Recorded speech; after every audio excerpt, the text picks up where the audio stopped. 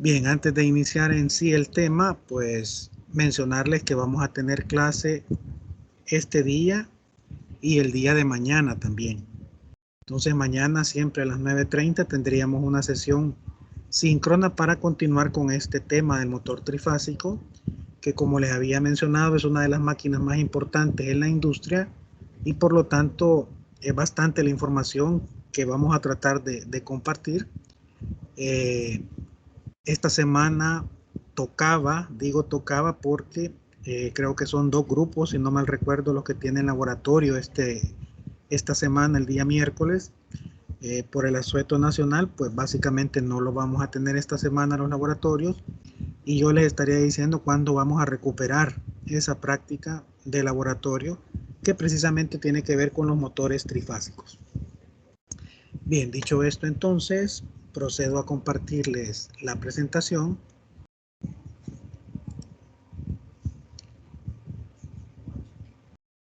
para que iniciemos con el estudio de el motor trifásico.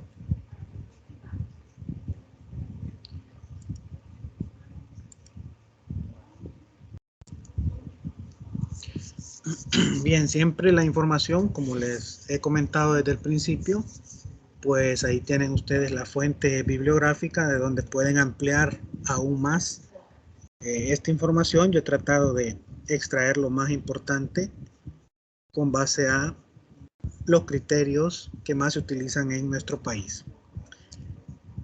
Para comenzar entonces, vamos a recordar un parámetro importante que era la S o el sincronismo, que decíamos que tanto el motor monofásico como el motor trifásico que estamos viendo en esta oportunidad las vamos a considerar como máquinas asíncronas y específicamente como motores asíncronos. ¿Qué implica eso?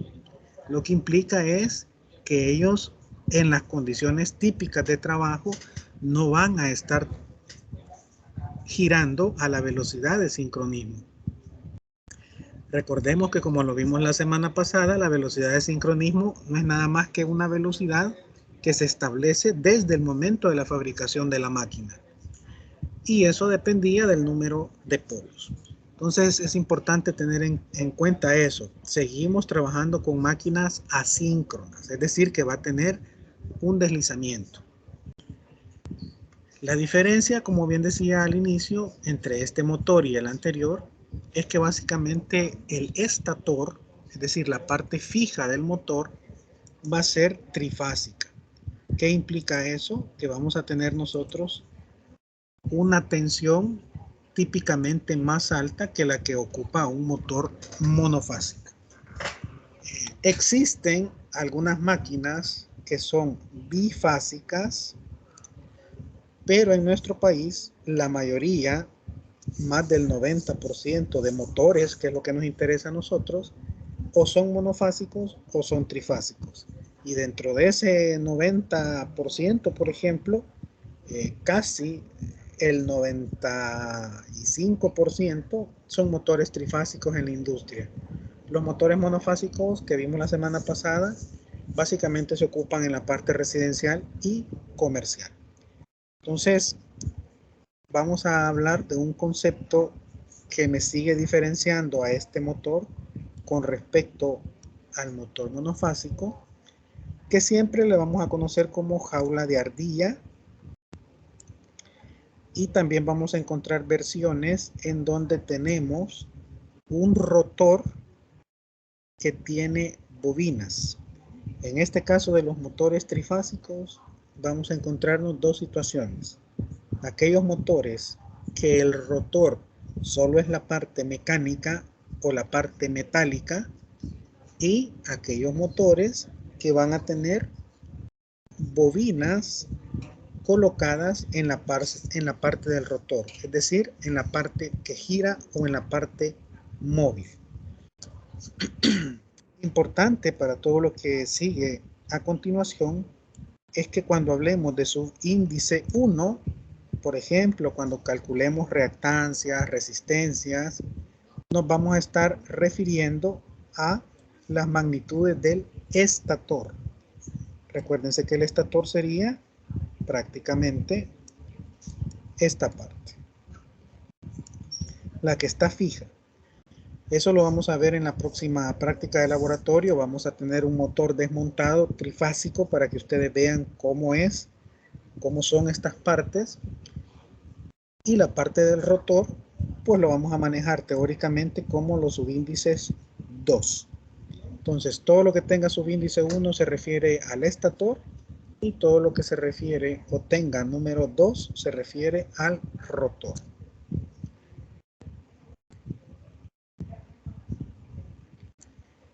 En el caso de los motores, existen unos anillos que están mecánicamente colocados sobre el eje. Es decir, esos anillos giran conforme gira el eje del motor.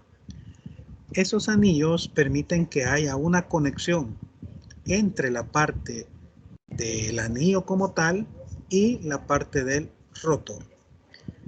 Eso lo vamos a realizar por medio de unas escobillas que típicamente muchos le llaman carbones. Ya vamos a ver fotografías de esos elementos, pero eso es lo que me permite a mí poder básicamente hacer una conexión entre esos anillos rozantes y la parte de los bobinados. Al conjunto, porque son 3 anillos, en este caso por ser un motor trifásico, entonces al conjunto de los 3 anillos se le conoce como el colector. Ya vamos a ver esas fotografías para que nos vayamos ubicando a qué parte estamos haciendo referencia cuando hablamos de estos elementos que forman parte del motor. Y todo motor típicamente va a tener métodos de enfriamiento, lo cual puede ser por medio de ventilador. Algunos van a tener una especie de aletas también que les permiten enfriar. Recuérdense que un motor, al ser construido por alambres por los cuales va a estar circulando una corriente, en cierta manera o en cierta medida va a producir cierta cantidad de calor. Por lo tanto, necesitamos mecanismos de enfriamiento. Y luego, pues en la parte puramente mecánica, vamos a tener una carcasa. Ya vamos a ver esas fotos. Esa carcasa, pues básicamente es la que me permite el acople mecánico de todos los elementos que me conforman el motor. Importante, vamos a tener también la parte de la placa de las características o la placa de datos, que básicamente me va a servir para conocer detalles del funcionamiento eléctrico y mecánico del motor. Como parte de la mecánica también tenemos los cojinetes que me permiten que haya una seguridad en cuanto al eje, que se mantenga alineado y que no vaya a estar moviéndose o desplazándose hacia arriba o hacia abajo o hacia los lados. Eso me permite mantener la línea del eje en condiciones simétricas. Y finalmente vamos a tener la caja de bornes. Esa caja de bornes pues es la caja en donde yo voy a poder realizar las conexiones eléctricas, que repito, en este caso son trifásicas. Típicamente voy a encontrarme con 6 tornillos, los cuales me van a representar la posibilidad de poder conectar ese motor en diferentes conexiones eléctricas, las cuales vamos a ver en otro momento, siempre dentro de esta misma presentación. Bien, comencemos entonces a ver físicamente algunas de esas partes que nosotros hemos acabado de mencionar. Comencemos por la caja de bornes, o también llamada como caja de conexión.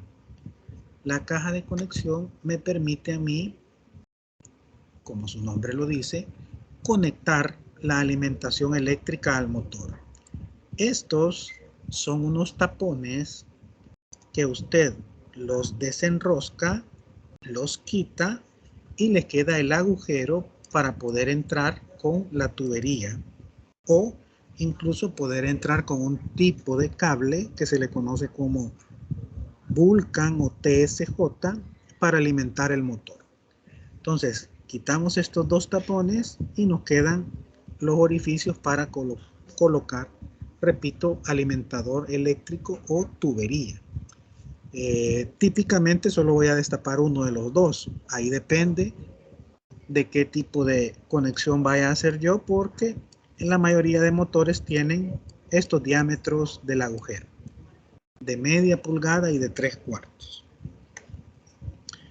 Luego vamos a ver que dentro de la carcasa o como componente de la carcasa tenemos la tapa lateral.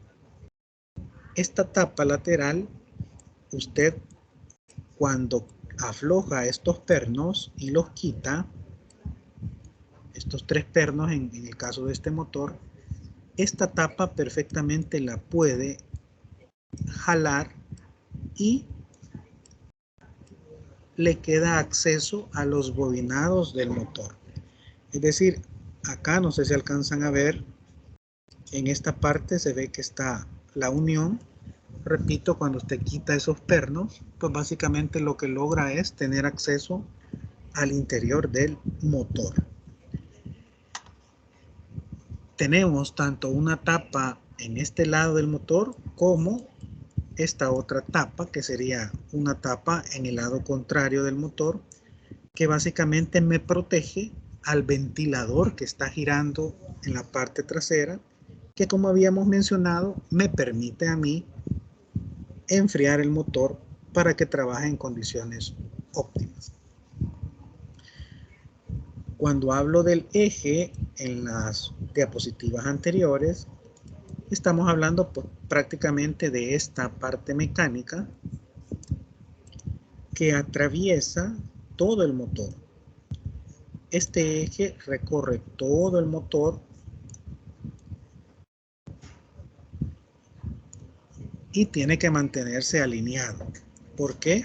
Porque básicamente el espacio, lo voy a colocar en color amarillo, el espacio que tenemos nosotros para que pueda girar ese eje, es decir, este espacio de acá, es muy mínimo. Entonces, cualquier desajuste o desbalance mecánico me va a producir vibraciones, y si lo dejo pasar, pues probablemente al final me pueda distorsionar o dañar la máquina como tal. ¿Por qué? Porque eso debe de estar completamente alineado. Recuérdense que el eje, como está girando, a su vez está asociado internamente con el rotor. El rotor sería un cilindro un poco más grueso, que básicamente tiene una especie de ranuras en donde, como lo mencionábamos en las primeras diapositivas, puedo tener el rotor como una masa completamente metálica, o puedo tener un rotor que además de la masa metálica tiene los conductores eléctricos hechos con alambre esmaltado. Luego tenemos las patas, en donde cuando usted ya decide dónde va a colocar el motor, pues básicamente tiene que empernarlo para que quede fijo sobre una superficie. Muchos de estos motores necesitan una fijeza tal que incluso necesitan tener una plancha nivelada de concreto en donde se monte. Ya vamos a ver el tipo de motores mucho más grandes que este que estamos viendo acá. Placas de características es importante porque nos permite saber el nivel de tensión al cual vamos a conectar el motor, cuánto es la potencia en HP que tiene ese motor. Recuérdense que la potencia en HP sería la potencia mecánica que yo le puedo colocar al eje y que el motor, bajo condiciones nominales, va a poder trabajar. Estamos hablando, por ejemplo, de 10 HP. 20 HP. Y como vamos a ver más adelante, un motor de 1000 HP. Entonces esta placa de características me permite ver todos esos detalles de conexión. Y finalmente, en la parte superior tenemos como elemento importante de la carcasa este tipo de aletas que también permiten evaporar un poco el calor en el sentido de refrigerar. Esto hace las funciones de un pequeño radiador en el motor, que básicamente es el calor que se produce internamente por el funcionamiento del motor como tal, pues básicamente se pasa a la carcasa, y esto, al estar en contacto con el aire o con el viento, pues permite que se disipe de mejor forma ese calor. Esto es similar, no sé si alguno de ustedes tuvo la oportunidad de ver, por ejemplo, los microprocesadores de las computadoras ya que tienen sus años, que encima tenían lo que se conoce como los disipadores, y esos disipadores no eran nada más que una parte metálica que ayudaban a que cuando el microprocesador calentaba, el calor se disipaba, o sea, salía del microprocesador y se iba para esa pieza metálica que era el disipador, y ahí prácticamente se eliminaba la parte del calentamiento. De la misma forma, estas aletas permiten ese detalle. Preguntas, comentarios hasta acá.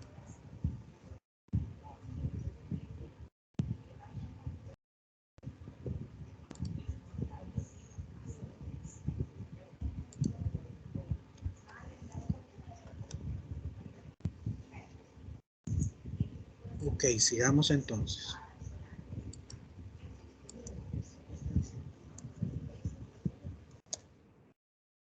Acá tenemos otro motor. Este motor es, como les mencionaba, su potencia es de 1000 HP. Estos motores no los van a encontrar ustedes tan fácil. Por ejemplo, esta fotografía corresponde a un motor de un ingenio azucarero, en donde estos motores los ocupan para mover los molinos que se encargan de triturar prácticamente toda la caña que va entrando a la línea de producción. Repito, estos motores son extremadamente grandes, pero con los datos de placa que yo tengo acá, yo puedo saber cuánto es la potencia, a qué nivel de tensión. Ya van a ver ustedes a qué nivel de tensión se tiene que alimentar este motor. No lo vamos a alimentar a 120 voltios, no lo vamos a alimentar a 480 voltios, no.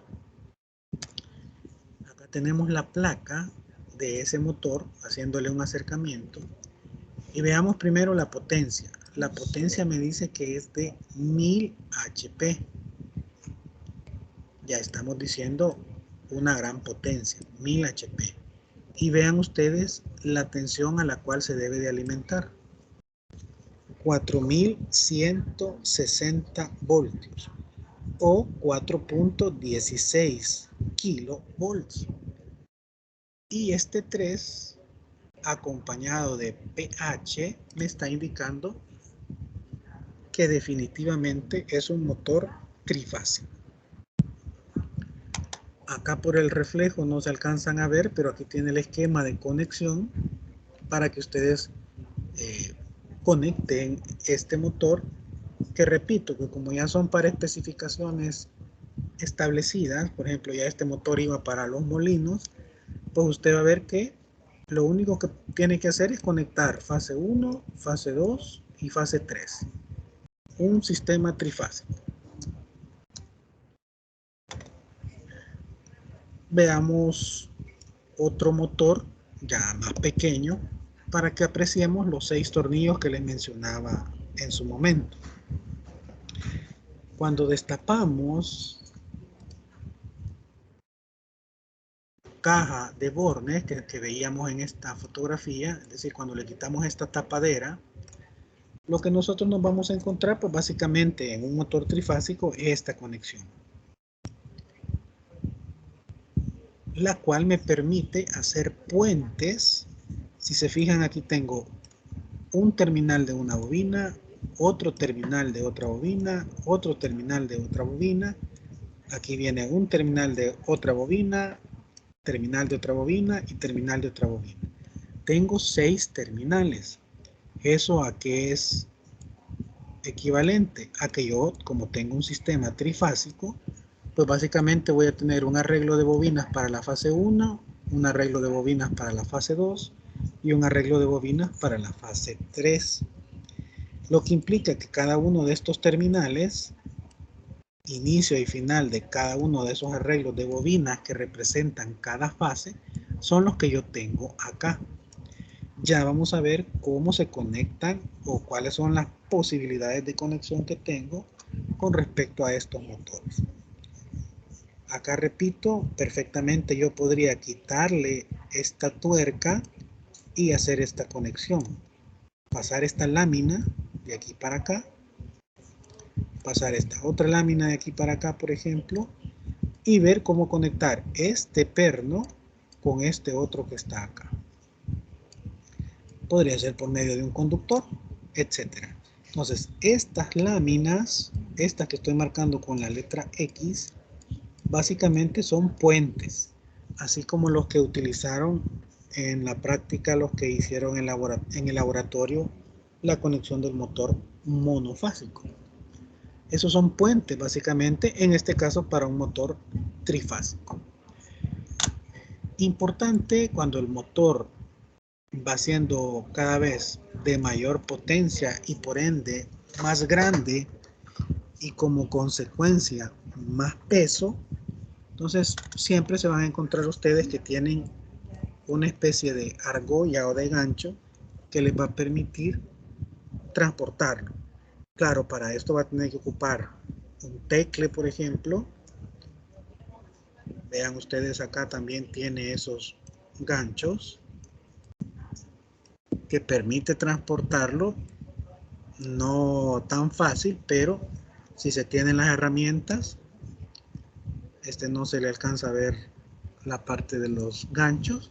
Si es un motor pequeño, repito, no va a tener, pero si es un motor grande, sí, porque ya va a necesitar alguna máquina para poderlo transportar de un lugar a otro.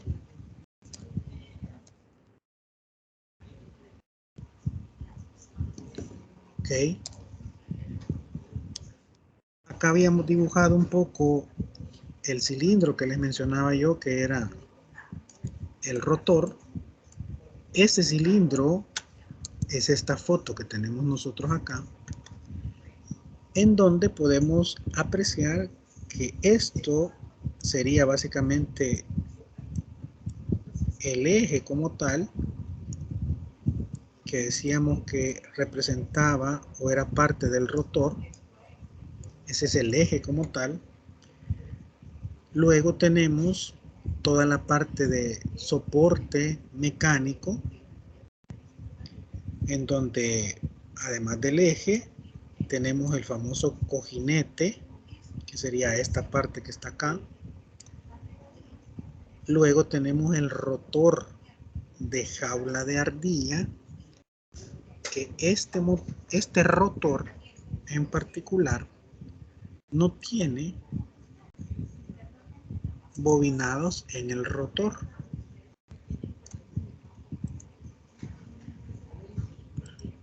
El rotor básicamente es esta masa metálica, este cilindro metálico que va a estar girando de acuerdo a lo que el estator le establezca. Es decir, que el sentido de giro, la velocidad, etcétera, dependen para este tipo de motor única y exclusivamente de las conexiones eléctricas del estator o de la parte fija del motor. Tenemos el ventilador, que como decíamos, básicamente este que está aquí atrás, aquí están las aspas o las aletas del ventilador, que a su vez lleva después cubriéndolo o protegiendo la tapa que veíamos en la fotografía anterior, que era esta tapa, que le estoy colocando la letra Y. Esa tapa me protege tanto para que una persona no sufra algún tipo de accidente o para proteger el ventilador. ¿Por qué?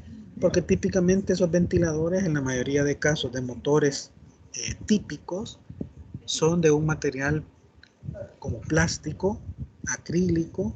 Entonces, fácilmente si usted coloca una herramienta de hierro, lo puede quebrar. Es más, vamos a ver ahí en el laboratorio que hay,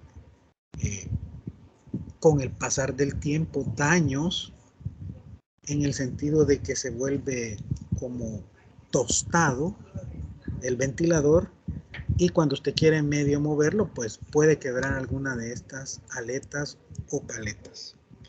Esto en esencia, repito, sería el rotor del motor. Este rotor pues correspondería a un motor como el que tenemos acá.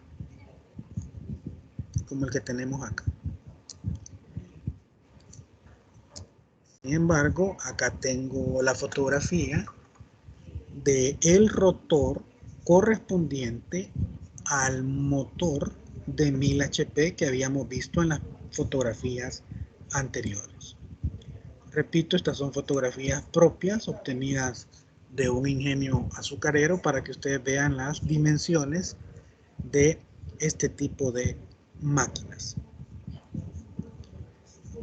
Básicamente observamos que tiene casi la misma estructura, nada más que esta mucho más grande si la comparamos con esta otra que es la típica. Pero en términos generales, la estructura de los rotores, cuando hablamos de motores de jaula de ardilla, pues básicamente va a ser la misma.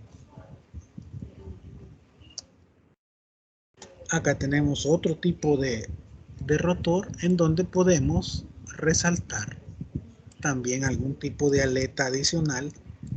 Todo esto, recuérdense, con la finalidad de enfriar en la manera de lo posible el calentamiento que se pueda producir adentro del motor.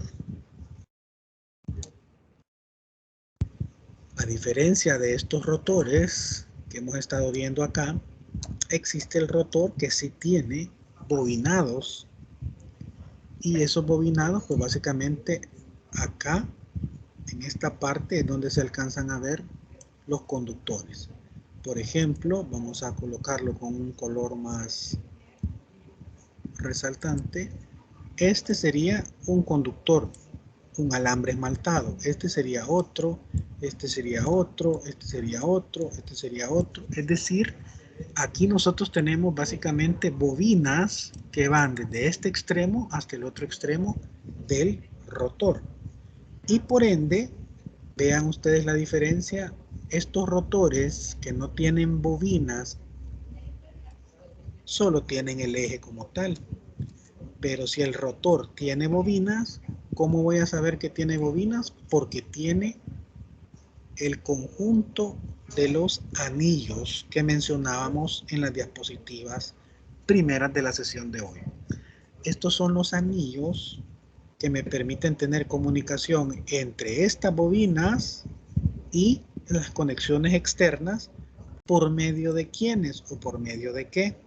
Por medio de las escobillas, o también llamados carbones. ¿A dónde van a estar esas escobillas o esos carbones? Pues básicamente van a estar colocados haciendo contacto acá. En cada una de estas ranuras. Ahora bien, como este eje va a estar girando, pues con el tiempo esas escobillas, o también llamadas carbones, tienden a desgastarse. Y al desgastarse, pues cuando ya hay una separación muy considerable, lo que se va a generar es una especie de chispas o de arco eléctrico. Más de alguno tal vez habrá visto que en algún taladro, por ejemplo, yéndonos a motores más pequeños, en algún tipo de taladro se puede generar ese tipo de chispa. Es básicamente que ya las escobillas o carbones no están haciendo contacto como deberían de hacerlo. ¿Cómo garantizo el contacto? Ya vamos a ver más adelante, pero en términos generales esto está conectado o presionado por medio de resortes. Resortes que me obligan a que este extremo de la escobilla siempre esté presionado con el anillo. Entonces, este sería un rotor bobinado o también conocido con anillos rozantes. Acá tenemos una vista más amplia de lo que serían los anillos. Esta parte es metálica de contacto. Acá tenemos nosotros las escobillas o carbones, y este es básicamente el conductor eléctrico asociado a esas escobillas. Y el problema que se da, que les mencionaba hace un momento, es que con el pasar de los años, esta superficie que inicialmente hacía un buen contacto va tendiendo a agarrar la forma o adquirir la forma del anillo, y poco a poco se va gastando hasta que ya prácticamente hay algún tipo de problema que debemos de corregir. Acá podemos ver el anillo como tal y la escobilla o el carbón haciendo contacto con ella. Bien, preguntas, comentarios hasta acá.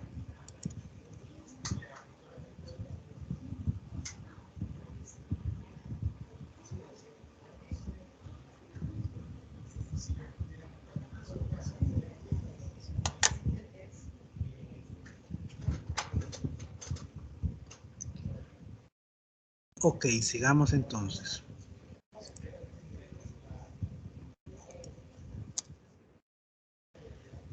Hemos hablado bastante sobre el rotor.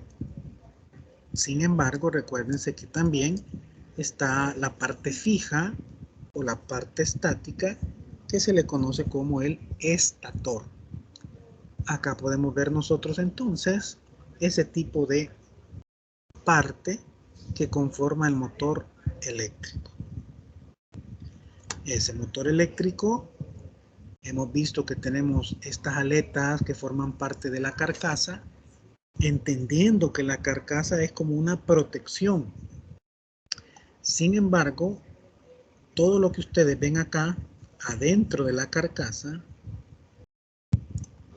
lo mencionábamos la semana pasada, son láminas que están apiladas o unidas de tal forma de hacerme una pieza más gruesa. Ya vamos a ver alguna fotografía en donde se aprecie de mejor forma esa parte de las láminas. Pero lo importante acá es que diferenciar lo que es la carcasa como tal y lo que es el estator.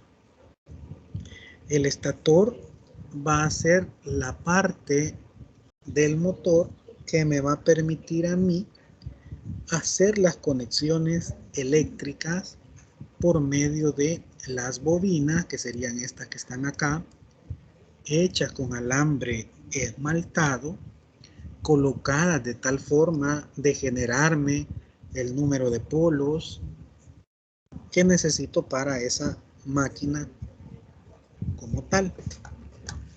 Las ranuras, pues básicamente las habíamos visto la semana pasada. Voy a exagerar acá. Digamos que una ranura podría ser de este tipo. Es decir, que cada una de estas bobinas pasa n veces en cada una de esas ranuras. En las ranuras que le toca entrar y salir, digámoslo así. Porque si ustedes observan,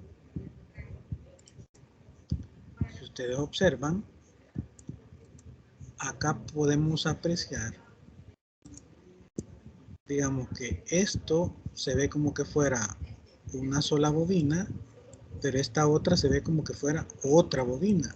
Y en efecto están ordenadas de tal forma, bueno, esta está acá, están ordenadas de tal forma que están haciendo o cumpliendo una función específica. ¿Para qué? Primero, para que el motor gire. Segundo, para que el motor gire a la velocidad a la cual se ha diseñado. Y eso depende, recuérdense ustedes, del número de polos que tenga la máquina. Todo esto hay procedimientos de diseño en donde usted, a partir del número de ranuras, determina cuántos polos quiere hacer esa máquina. Por ejemplo, si son 24 ranuras, quiero hacer tantos polos, es un sistema o un motor trifásico, y ahí el método le indica en qué ranura va a entrar el inicio de la bobina de la fase 1, por ejemplo, y en qué ranura va a salir el final de la bobina de la fase 1, y así para la fase 2 y la fase 3. Otro aspecto importante acá, antes de entrar más adelante en los cálculos, es importante tener una idea clara. El rotor, ese cilindro que veíamos en las primeras fotografías, pues básicamente va a estar girando justo en este espacio que les acabo de marcar. Y decíamos que el espacio entre el estator y el rotor, en la mayoría de casos, va a ser menor a 1 milímetro. Es un espacio mínimo en donde, por ejemplo, yo no me puedo salir con algún tipo de conductor de las bobinas. Por eso se les coloca una especie de tacos. Muchos le ponen madera, otros les ponen un material aislante para evitar que algún conductor de las bobinas pueda salirse por la ranura. Es decir, voy a dibujar por acá más o menos una ranura. Digamos que una ranura más o menos es así. Quiere decir que usted pasó una vez, 2 veces, 3 veces, 4 veces, 5 veces, n veces metió el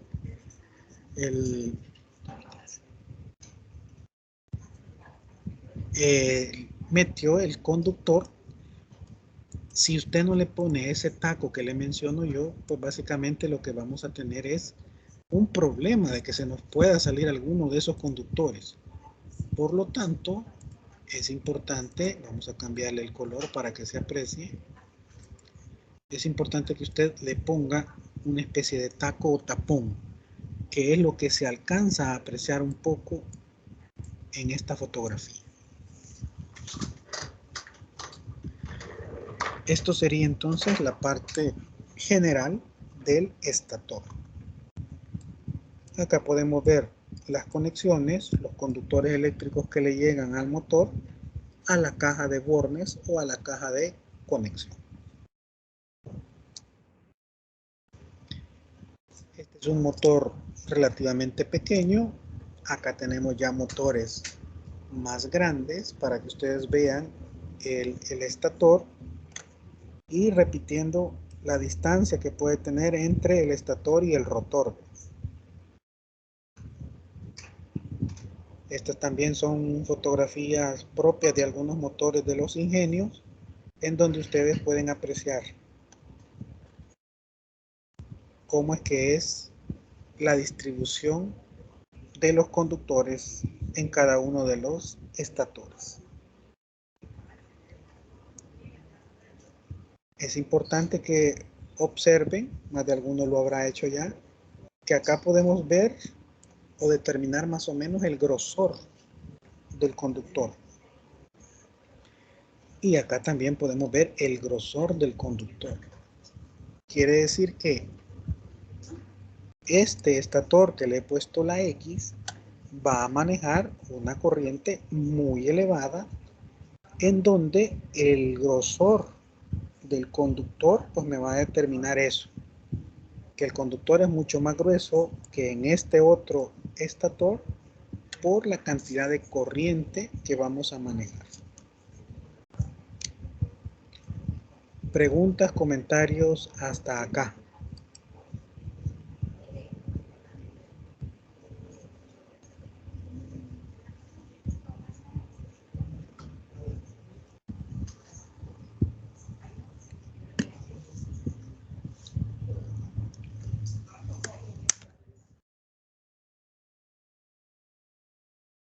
sigamos entonces.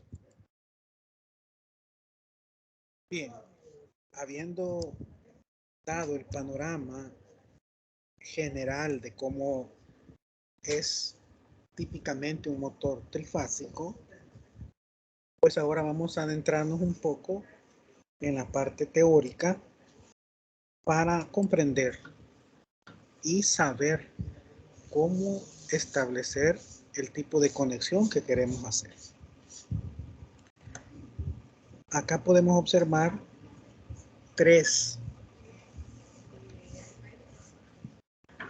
tipos de conexiones o tres borneras para diferentes tipos de conexiones, y es importante que observemos lo siguiente. Por ejemplo, para la conexión estrella, que ustedes ya saben que la conexión estrella, lo que caracteriza a esa conexión es básicamente que tiene un punto común. Un punto común. Entonces acá el punto común sería esto que tenemos conectado acá, y yo llegaría con la fase 1, fase 2 y fase 3. En la conexión delta o triángulo, yo tendría este tipo de arreglo, en donde tengo U1, un terminal de U1 conectado con un terminal de W2, B1 con U2 y W1 con B2. Eso es como que usted tuviera el triángulo conectado de esta forma. Por ejemplo, U1 lo conectó con W2. Si este es W2, pues este tiene que ser W1. Y si este era U1, el otro terminal de esa bobina tiene que ser U2. ¿Y U2 con quién lo está conectando? U2 lo está conectando con B1. Quiere decir que aquí sería B1. Y por ende aquí sería B2. B2 con W1 es esta conexión que tenemos acá. Entonces, repito, eso es básicamente una muestra de cómo se conectan en el caso B para una conexión en delta o triángulo. Si tomamos esta forma teórica de conexión, perfectamente podemos regresar a la conexión que les mencionaba en este caso. En este caso, así como está colocado la conexión de los bornes en este motor, estaríamos teniendo una conexión en triángulo o en delta. Si yo quiero cambiar la conexión, pues entonces si la quisiera pasar a estrella, por ejemplo, entonces usted lo que tendría que hacer es lo siguiente: poner una lámina uniendo estos dos tornillos, la otra lámina poniendo estos otros dos tornillos, y los tres tornillos de arriba le quedaron sin conexión. ¿Por qué? Porque ahí es donde va a llegar usted con las líneas de alimentación. En esta conexión en estrella, repito, hay un punto común que es el que está aquí abajo y alimento a los otros tres. En la conexión delta, que es la que tiene por defecto esta fotografía, podemos observar que la conexión en delta del motor ya está. Lo único que tendría que hacer yo es llegar con la alimentación de la fase 1, fase 2 y fase 3 a cada uno de los vértices del triángulo. De hecho, el equipo de laboratorio que vamos a ocupar nosotros en cuanto a motores, esa nomenclatura es la que tiene. Ya vamos a ver por qué. Entonces estamos claros que aquí tenemos una conexión en estrella y aquí tenemos una conexión en delta. Pero esta otra placa o esta otra bornera es la que se utilizaba antes. Antiguamente teníamos nosotros U, V y W y teníamos X, Y y Z. Entonces eso al final como que tendía a confundir un poco No es lo mismo como que me digan U1 y U2. Yo sé que U1 corresponde al inicio de la bobina U y U2 corresponde al final de la bobina U. Entonces, esta nomenclatura quedó en desuso precisamente por ese tipo de dificultad que podía presentarse en un momento dado. Dificultad me refiero a la parte de confusión que podíamos tener. Entonces, la nomenclatura que se utiliza actualmente pues es la nomenclatura A para la conexión en estrella y la nomenclatura B para la conexión en delta. Entendiendo que cuando hablamos de nomenclatura estamos con U1, U2, B1, B2, W1, W2. Así es como vamos a encontrar los motores recientes. Claro, si usted tiene contacto con un motor que ya tiene muchos años, probablemente encuentre la otra nomenclatura, V, W, X, Y y Z. ¿Preguntas, comentarios hasta acá?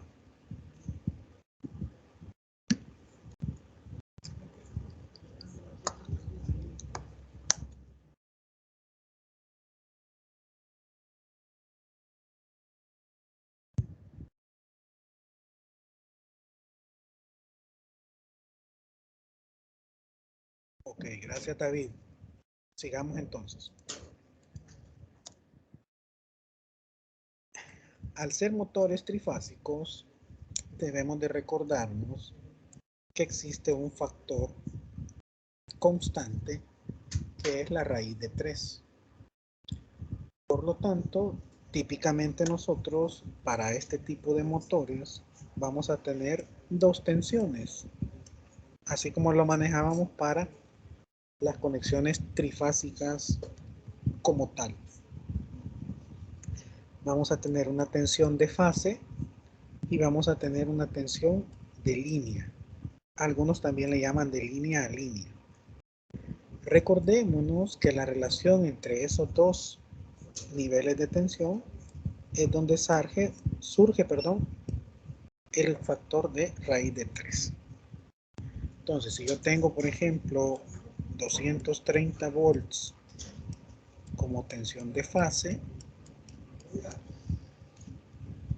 es decir, que si yo quisiera tener la tensión de línea o de línea a línea, como le llaman también, pues básicamente yo tendría que hacer 230 por la raíz de 3, que aproximadamente me estaría dando 397 voltios.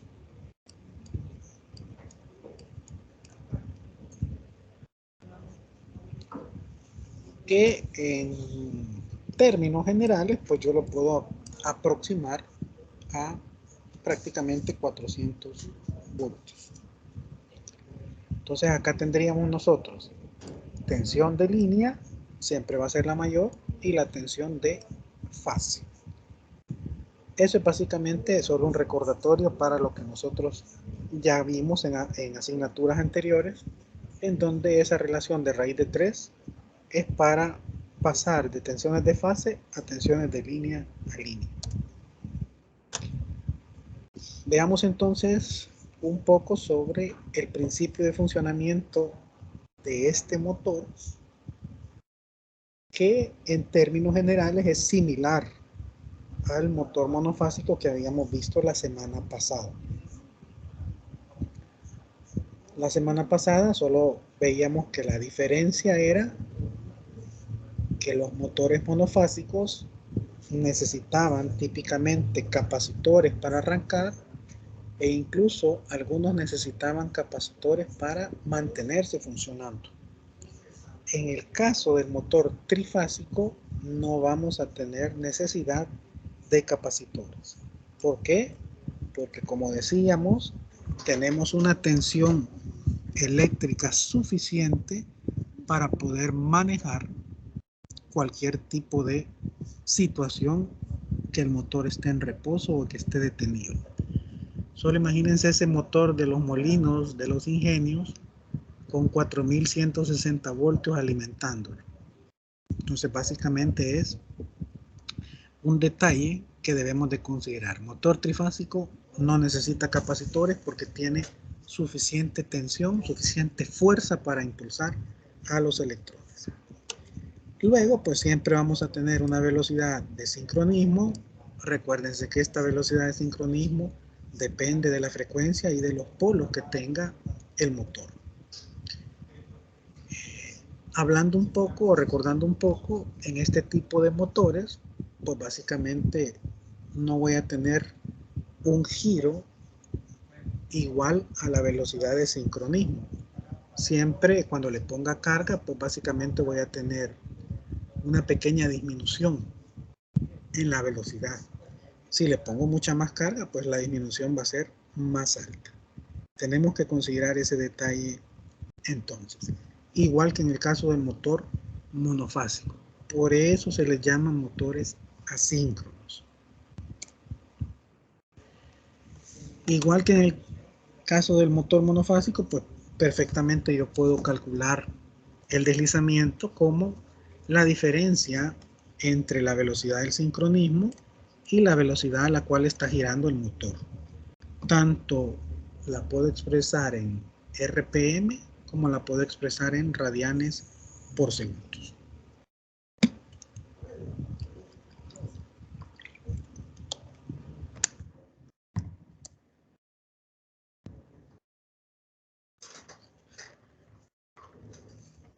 Esto es un recordatorio adicional de fórmulas, repito, que ya habíamos visto para el caso del motor monofásico.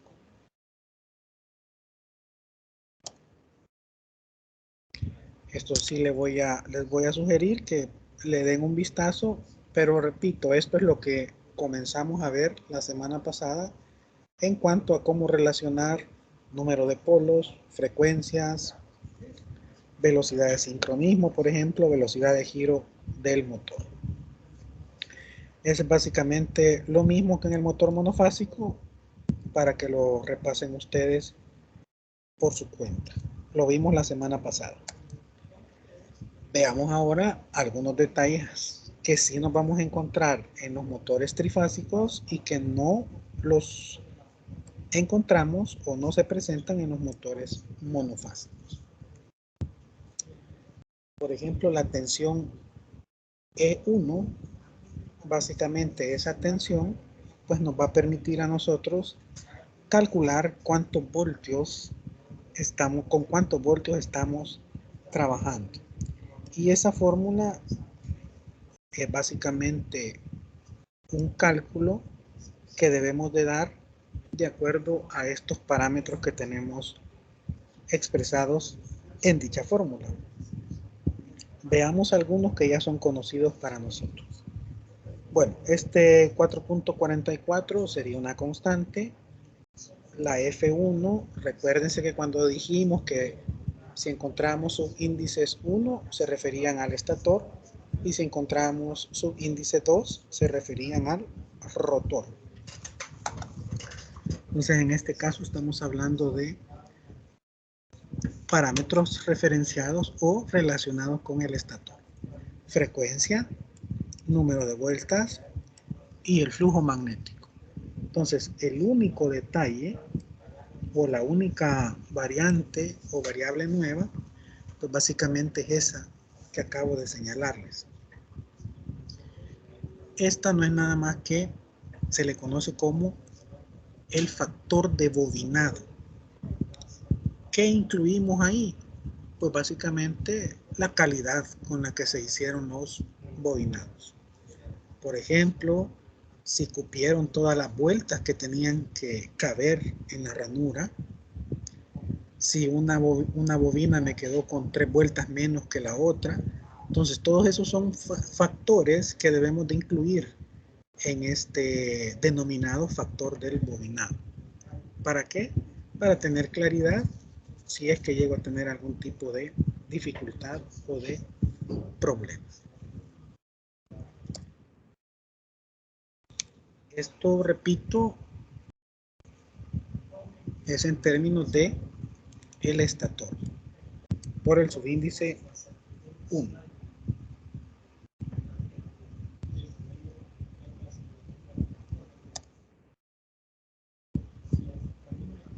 En el caso del rotor, pues básicamente es la misma fórmula. Lo único que cambia es el subíndice 2 y considerar si existe o no bobinado en el rotor, porque vimos que estaban esos dos tipos de rotores, el bobinado y el que no tenía bobinas.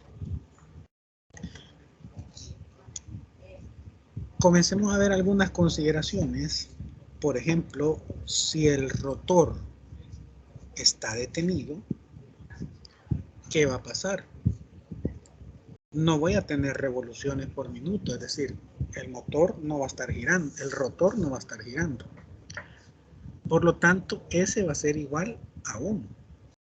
Es decir, básicamente no voy a tener o voy a tener un 100% de deslizamiento, es decir, la diferencia entre la velocidad de sincronismo y la velocidad de giro del motor va a tener una diferencia porcentualmente hablando del 100%. ¿Por qué? Porque la velocidad de sincronismo era 1800 por decir algo y la velocidad de giro es 0. Además, bajo esa misma condición de que el rotor está parado, las frecuencias tanto en el rotor como en el estator van a ser las mismas. Por lo tanto, en el caso del rotor, cuando se encuentra detenido, vamos a poder hacer ese cambio. Las frecuencias, como son iguales, yo puedo entonces colocar en lugar de F2, colocar F1.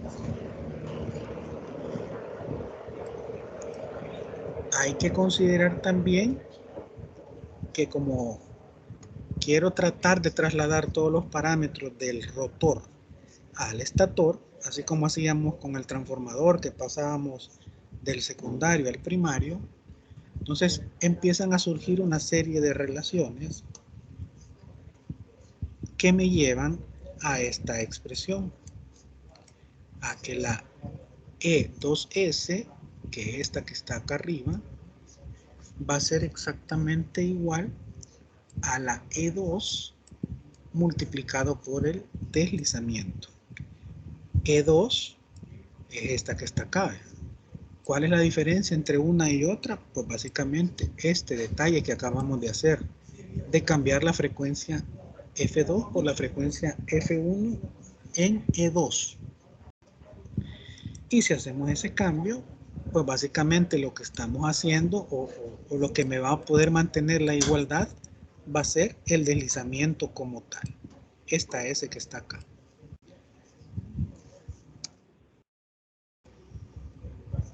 Luego hay un parámetro que ya lo habíamos visto también anteriormente y que se le conoce como relación de transformación. En este caso, relación de transformación de tensiones. ¿Qué es lo que va a representar esta relación? Pues básicamente me va a determinar E1 entre E2. Acuérdense que, por ejemplo, en el transformador teníamos B1 entre B2, era siempre la relación de transformación. Algo similar estamos haciendo ahora acá. E1, ¿de qué va a depender? Si regresamos, vemos que E1 depende de 4.44, del factor de bobinado, de la frecuencia 1, del número de vueltas 1 y del flujo magnético. 2, ¿de quién depende? Pues básicamente depende de los mismos parámetros que tenemos acá. 1.44, factor de bobinado 2, frecuencia, en este caso 1 porque ya hicimos el cambio, número de vueltas 2 y el flujo magnético. Al final, el 4.44 se elimina, la frecuencia se elimina al hacer esta relación que estamos estudiando ahorita, y también se elimina el flujo magnético porque es el mismo. ¿Qué nos queda entonces? Que esa relación de transformación va a ser igual al factor de bobinados 1 por el número de vueltas 1 entendiendo que el número de vueltas es referido al estator por el subíndice. Y en el caso del rotor, pues vamos a tener esta situación. Vamos a considerar ahorita el caso del que el rotor tiene bobina.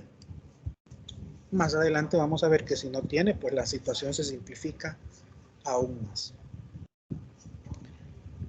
Bien, hay que considerar que también vamos a tener algunos parámetros como las reactancias. Cuando vean ustedes X2 sin la S, acuérdense que cuando está la S es que existe un deslizamiento y por ende podemos decir que hay una diferencia de velocidades. Mientras que si el rotor está parado, entonces no vamos a poner la S, sino que solo vamos a poner el 2. Propio del rotor, no tiene nada que ver giro. Entonces, igual, vean, acuérdense que cuando sacaban la reactancia inductiva era J omega por L. ¿Qué estamos haciendo acá? Pues la omega es el 2pi por F. Básicamente lo que tenemos acá, 2pi por F por L. 2pi por F por L. 2pi por F por L. ¿Cuál es la diferencia? La diferencia la podemos observar acá. Cuando es para el estator tengo F1, cuando es para el rotor tengo F2. Pero cuando es para el rotor parado, tengo la misma F1 que tenía para el estator.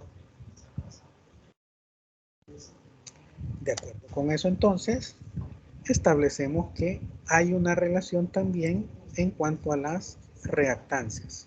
Vamos a poner por acá esto. Esta relación también es aplicable, similar a la que habíamos visto antes, similar. Esta relación es similar a la que habíamos visto anteriormente para las tensiones.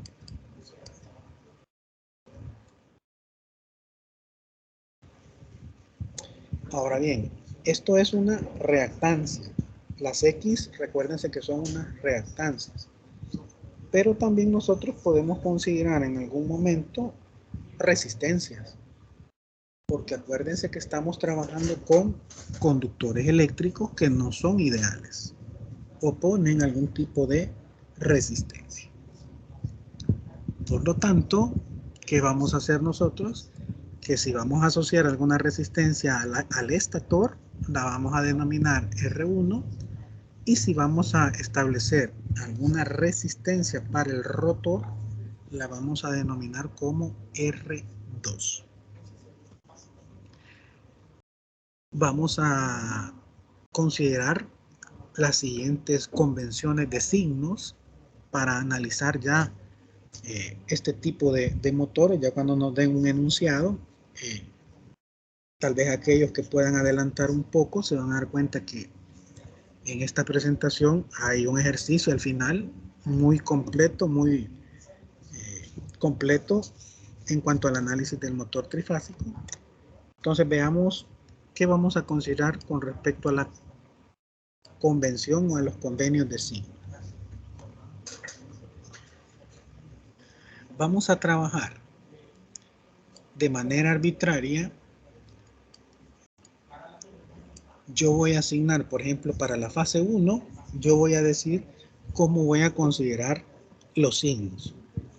Por ejemplo, las polaridades de las tensiones, los sentidos de las corrientes.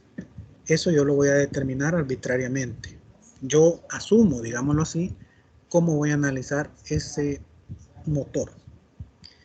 Lo que sí es que debemos de considerar este detalle. Esto ya lo habíamos visto en asignaturas anteriores. Entre una fase y otra pues va a haber 120 grados eléctricos de desfase. ¿Qué otra convención vamos a seguir para analizar este tipo de problemas? La corriente I1 de una fase del estator es positiva cuando origina un campo magnético positivo, mientras que la corriente I2 de una fase del rotor es positiva cuando origina un campo magnético negativo. Para el estator va a ser positiva la I si me genera un campo magnético positivo, y para el rotor va a ser positiva la I2 siempre y cuando me genere un campo magnético negativo. Ya vamos a profundizar un poco más en cuanto a esta situación, pero les adelanto que la fuerza que hace el estator para que gire en una dirección, pues básicamente es la que tiene que vencer al rotor en la dirección contraria. Ya vamos a ver ese detalle, como les digo, cuando estemos analizando el ejercicio. ¿Qué más vamos a considerar? La tensión de alimentación B1 va a ser positiva cuando me dé una I1 positiva, o dicho de otra forma, cuando el campo magnético sea positivo. Típicamente nosotros llamamos fuerzas electromotrices o FEMS a E1 y a la E2 cuando hay desplazamiento o deslizamiento, pero realmente son fuerzas contraelectromotrices, es decir, que se oponen al cambio o al sentido de giro que nosotros tenemos. Podemos seguirlas llamando como fuerzas electromotrices, solo hay que tener en cuenta ese detalle que, repito, ya vamos a ver cuando le pongamos números a un ejemplo. Teniendo en cuenta estos convenios, cuando E1 es positivo, va a pretender que la corriente 1 sea negativa, por eso decimos de fuerzas contraelectromotrices. Y cuando E2 es positiva, la I2, perdón, va a ser positiva. Entonces, solo vean que se da el comportamiento contrario. Para lo primero que habíamos definido, si la I1 era positiva, pues me daba un campo magnético positivo. Si la I2 es positiva en el rotor, me va a dar un campo magnético negativo. Y aquí pues básicamente hacemos lo contrario por el concepto de fuerzas contraelectromotrices. Acuérdense que esta fuerza electromotriz y esta fuerza contraelectromotriz no son nada más que tensiones eléctricas. Las podemos trabajar así. ¿En qué se basa considerar de esta forma estos convenios que estamos mencionando? Pues básicamente estamos pensando en que el flujo de potencia se dirige desde el estator hacia el rotor. ¿Por qué? Porque ahorita estamos analizando la máquina como un motor. Porque más adelante vamos a ver otra máquina que se conoce como generador, que el flujo de potencia es contrario. En el caso del motor, nosotros alimentamos eléctricamente en el estator para que funcione el rotor, digamos. En el caso del generador va a ser al revés. Vamos a partir del rotor para generar en el estator. Entonces ahorita concentrémonos en estos convenios que hemos dicho por el hecho de que alimentamos eléctricamente al estator y llegamos al rotor. Veamos entonces cómo podemos representar un esquema para una de las tres fases del motor trifásico y tenerlo presente. Este sería el esquema que me representaría una fase del motor trifásico. Igual que como lo hemos venido trabajando tanto para el transformador como para el motor monofásico, esto rojo correspondería al estator, lo azul correspondería al rotor, pero todavía tengo, observen ustedes esta parte magnética que tengo que ir viendo cómo la relaciono eléctricamente hablando. Es decir, así como el núcleo del transformador al final lo pudimos representar como una serie de elementos eléctricos, así como en el caso del motor monofásico también todos los efectos magnéticos los pudimos trasladar a eléctricos, así tenemos que hacer también en esta situación. Veamos entonces qué parámetros me van a servir para trabajar las ecuaciones del estator. Comencemos por lo elemental, que básicamente el estator, como es la parte fija, pues básicamente no se mueve, está inmóvil. El número de polos lo vamos a representar por 2P, el número de fases por M1, el número de vueltas o de espiras para una fase por N1, el factor de bobinado, ya habíamos hablado que lo vamos a representar por esa letra epsilon, la frecuencia sería F1, la tensión B1, estamos hablando del estator, por ende los subíndices son 1, corriente de fase y 1, fuerza electromotriz, son las ecuaciones que vimos, factor de potencia, el coseno del ángulo Φ1. Si tenemos alguna resistencia, le vamos a llamar resistencia 1. Y en el caso de la inductancia de dispersión, pues le vamos a llamar LD1. Esa inductancia de dispersión, pues básicamente sería esta que está acá. Similar a como lo hacíamos con las máquinas anteriores. ¿Qué más vamos a considerar para el estator? Pues una reactancia de dispersión 2 por pi por la frecuencia por la inductancia de dispersión. Vamos a calcular el valor máximo de la fuerza magnetomotriz utilizando esta ecuación, que si se fijan, pues básicamente tiene que ver con los parámetros que acabamos de definir. Y finalmente, ya en términos de variables eminentemente eléctricas, obtenemos que el B1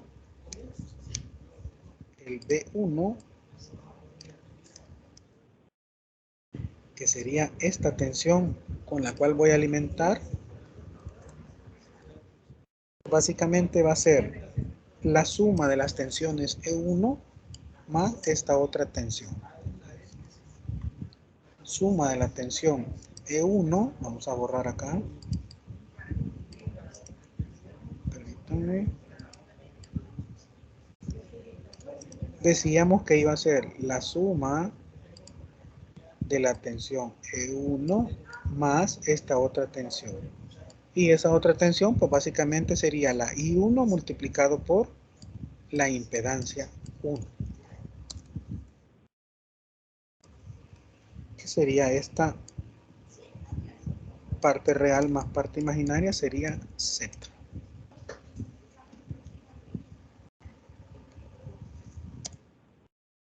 Vamos al caso del rotor. Vean que en el caso del rotor necesitamos como parámetro la velocidad en RPM. Necesitamos el deslizamiento. Recuérdese que el deslizamiento se da como la diferencia de la velocidad síncrona, y si hablamos de velocidad, la parte del motor que se mueve es el rotor. ¿Y cuál es la diferencia que tiene con la velocidad de giro real del motor? Vamos a tener también el número de polos, siempre y cuando el motor sea con rotor bobinado. El número de fases, le vamos a llamar M2. Recuérdense una vez más, su índice 2 se refiere a rotor. Número de espiras efectivas, si tiene bobinas. Factor de bobinado, si tiene bobinas. La frecuencia F2. También vamos a considerar la corriente de fase para el rotor, la fuerza electromotriz, el factor de potencia, alguna resistencia que queramos asignarle, inductancia de dispersión, reactancia de dispersión, valor máximo de la fuerza magnetomotriz, pues estaría dada por esta fórmula que está acá. Recordemos que estamos considerando el caso general en donde tengo bobinado. Ya vamos a ver cómo se reduce si no los tuviera. Dicho esto, y partiendo de los datos que tenemos, pues básicamente tendríamos que la E2, recuérdense el subíndice 2 es para el rotor, va a ser igual a la corriente que pasa por el rotor multiplicado por la impedancia Z2. Y acabamos con la otra condición que decíamos. ¿Qué pasa si el rotor está detenido? Velocidad va a ser 0, deslizamiento va a ser 1. La frecuencia, a pesar de que sea del rotor, la vamos a asignar como F1 y la fuerza electromotriz pues, va a estar establecida de esta forma. Y resumiendo lo que ya habíamos visto en diapositivas anteriores, podemos establecer esta relación tanto para las tensiones como para las reactancias. Todo esto lo estamos haciendo para tratar de representar todos los fenómenos eléctricos y magnéticos del motor en un circuito eléctrico. Y ese circuito eléctrico, pues, básicamente solo tiene que tener fuentes de tensión, corrientes, tensiones, resistencias, bobinas, por ejemplo. Entonces, todo esto lo estamos haciendo para, repito, llegar a un circuito equivalente. Siempre esta comilla, recuérdense que me está indicando que estoy trasladando parámetros de un lado a otro lado. En este caso, del rotor al estator o viceversa. Permítanme.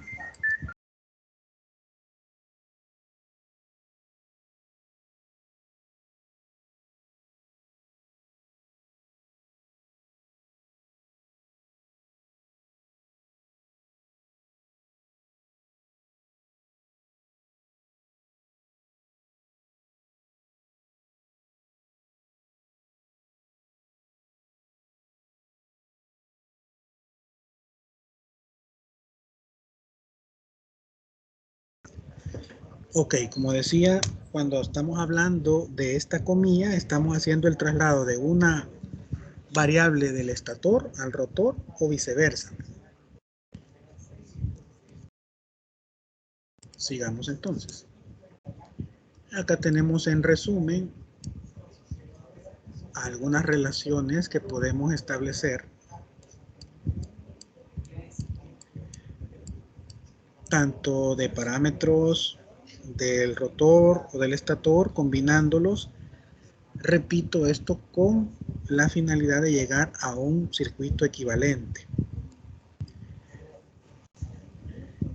Estas fórmulas las vamos a pasar un poco rápido ahorita porque las vamos a retomar más en detalle cuando veamos el ejemplo. Pero para que tengan una idea, vean que son fórmulas muy similares a las que veíamos incluso no solo para el motor monofásico, sino que para el transformador. Claro, lo que va a cambiar va a ser las condiciones bajo las cuales esté trabajando esa situación el motor. Entonces, repito, estas las vamos a pasar ahorita un poquito rápido y cuando veamos el ejemplo nos vamos a ir deteniendo y vamos a ir retrocediendo para encontrar el valor de estas o la importancia que tienen estas ecuaciones a la hora de el análisis de los circuitos.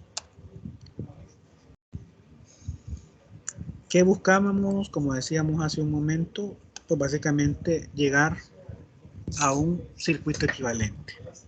Y básicamente lo que se refiere al núcleo como tal, al estator, por ejemplo, tiene que ver con esta parte que está en color negro en el modelo o en el circuito equivalente.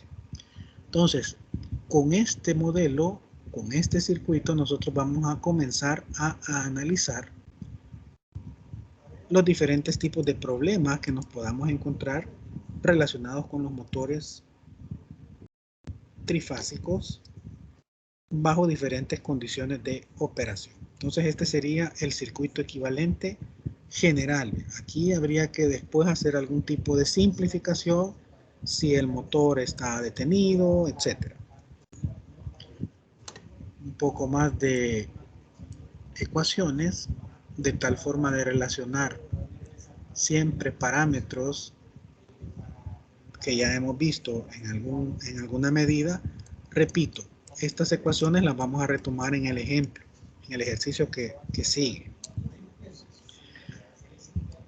Al igual que en el transformador, pues también tenemos la parte de pruebas de cortocircuito y circuito abierto, entonces básicamente se reducen a unas expresiones como las que tenemos acá.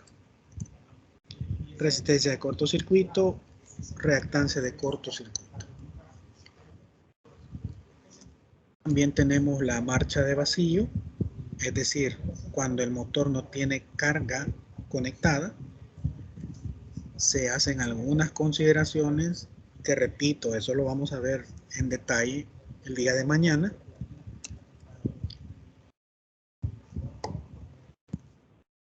Pérdidas también vamos a considerar a partir del día de mañana cuando veamos el ejemplo. Este ejemplo es el que vamos a desarrollar el día de mañana. Entonces, si pudieran adelantar revisando el ejemplo, pues se agradecería mucho. Y si no, pues lo vamos a retomar desde cero. Vamos a ver desde el enunciado y vamos a ir retrocediendo con algunas fórmulas que hemos pasado. Estas últimas fórmulas principalmente que hemos pasado un poquito más rápido para ver cómo es que se utilizan ya para resolver un problema. Bien, no sé si tienen alguna pregunta o comentario.